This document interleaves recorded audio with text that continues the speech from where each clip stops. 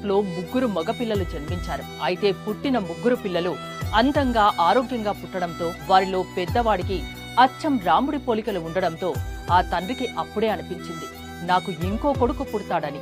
ఇప్పుడు పుట్టిన వారు రాముడు, లక్ష్మణుడు, భరతుడు అని. అందుకే వారికి రామ్, లక్ష్మణ్, భరత్ అనే పేర్లు పెట్టాడు. వాళ్ళు పెరిగి పెద్దవుతున్న క్రమంలోనే వారు అనుకున్నట్టే మరో కాన్పులో శత్రుఘ్నుడు పుట్టాడు. అతని పేరు శరతని పెట్టుకున్నారు. అప్పట్నుంచి ఆ గ్రామంలో ఏ ఇంట చూసినా వీరి గురించే చర్చ. మా గ్రామంలో 4 అన్నదమ్ములు పుట్టారని గర్వంగా చెప్పుకునేవారు. 4 పిల్లలు కూడా ఎంతో పద్ధతిగా చదువులోనూ ఆటల్లోనూ అలనాటి అన్నదమ్ముల్ని గుర్తు చేసేవారు. వీళ్లను రోజు ఆ ఇంట్లో తీరని వేదన మిగిల్చింది. వేసవి సెలవులు కావడంతో 4 అన్నదమ్ములు ఇంటి వద్దనే ఉండి ఆడుకుంటున్నారు. అయితే ఊర్లో ఒక వ్యక్తి మట్టి తరలింపు కోసం ట్రాక్టర్ పై వెళ్తూ పెద్ద కుమారుడు రామును వెంట తీసుకెళ్లాడు. రాము ట్రాక్టర్ డ్రైవర్ పక్కన మడ్గర్ పై కూర్చున్నాడు. ట్రాక్టర్ వేములపల్లి నుంచి సబ్ స్టేషన్ వైపు వేగంగా వెళ్తోంది. మినీ కల్వర్టు దగ్గర అధిక గుంతలు ఉండడంతో కుదుపులకు గురైంది. దీంతో పట్టు తప్పిన రాము ఎగిరి కింద పడ్డాడు.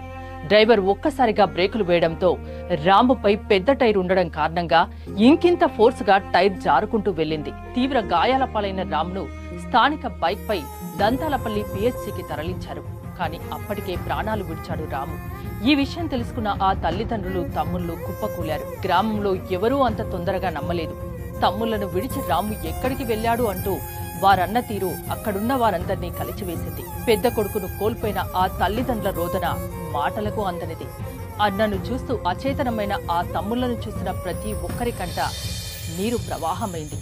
రాము అంత్యక్రియలకు చుట్టుపక్కల గ్రామాల నుంచి వేలాది మంది